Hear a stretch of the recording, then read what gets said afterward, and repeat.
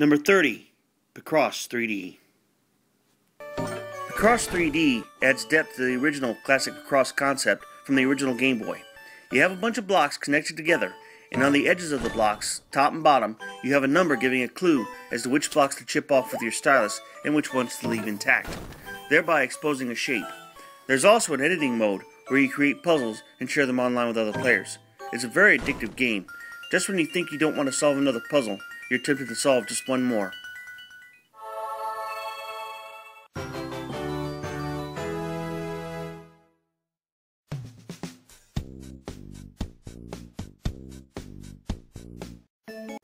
Number 29, Mesos. Mesos has been remade for Xbox Live, but the DS version is the original. Mesos is a fast-paced block-dropping game that ranks up there with classic Tetris, and the colors and music give it a good luminous vibe. You have several different colored blocks dropping down from the top, and you slide blocks, either side to side or up, to make matches of 3 or more. Once the blocks are matched, the blocks will launch toward the top, hopefully disappearing altogether. Any unmatched blocks on top of them will be launched with them. If you launch 3 other blocks in mid-launch, it gives more power to the launch, helping the blocks fly away altogether. How far they rise initially depends on how many blocks they have landed on them before they are matched. There are extra items that show up to help you in the game. It's a great thrill to watch blocks flying off the screen and taking stray blocks with them. After a few levels, the game starts to kick your ass and gets really frantic very fast, just like any good puzzle action game.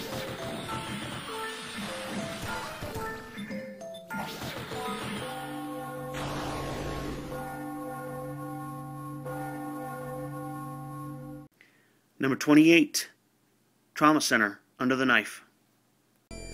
Trauma Center Under the Knife is a comical surgery simulator. I believe it was one of the first ones made, but with the Japanese publishers you never know. You play a rookie doctor in an emergency room. Your objective is to clean up wounds, remove bacteria, and sew up victims, all while trying to ensure their hearts continue to beat. The characters are quirky as expected from a Japanese game, and objectives challenging. You have a nurse, so-called, who delivers the tutorial and guides you through each operation. She also likes to chew your rear end whenever you screw up. The graphics are crisp and the stylus works smoothly. You don't have to be as precise as a real surgeon to accomplish the mission. Your successes give you a great sense of triumph.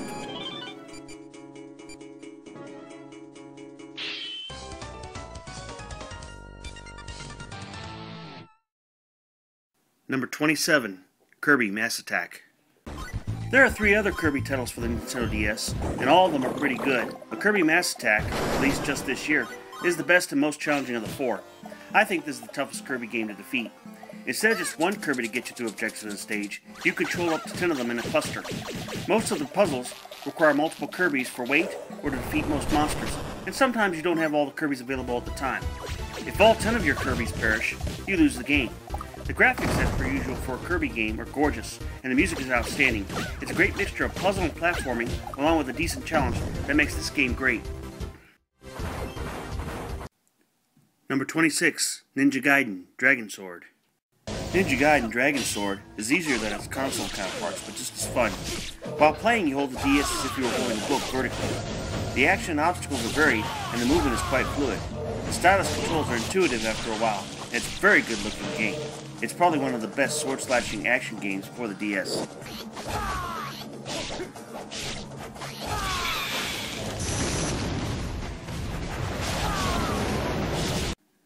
Number 25, Plumreham. Valarium is an outstanding puzzle game where you have a frame with gray squares. Among these squares are filled in white squares arranged in different patterns. The object of each puzzle is to take your stylus and trace the white squares, or the gray squares, without lifting it up in order to turn the squares into one color and clearing the puzzle. There's also an action mode where you have patterns rising to the top of the screen, and you have to trace them quickly to keep them from reaching the top. The puzzles are tough, and the sound effects are cool. It's a very good puzzle game.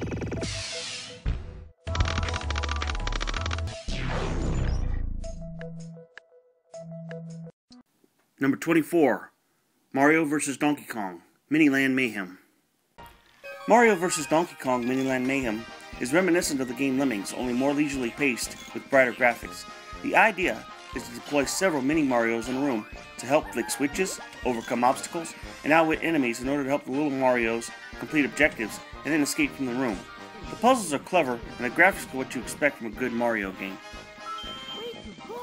There's also an edit mode where you create your own puzzles and send them to your friends wirelessly. Number 23, Mario Kart DS. Mario Kart DS is a fun and beautiful racing game. There isn't too much to describe, as it plays like all the other Mario Kart games.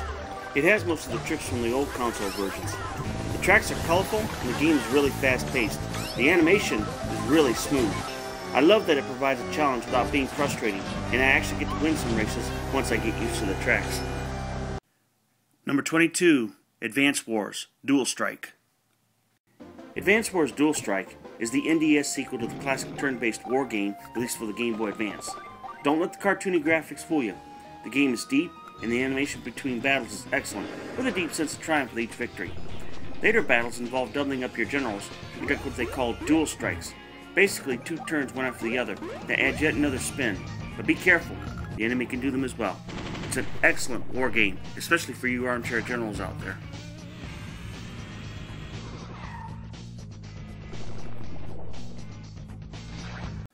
Number 21, The Legend of Zelda, Phantom Hourglass.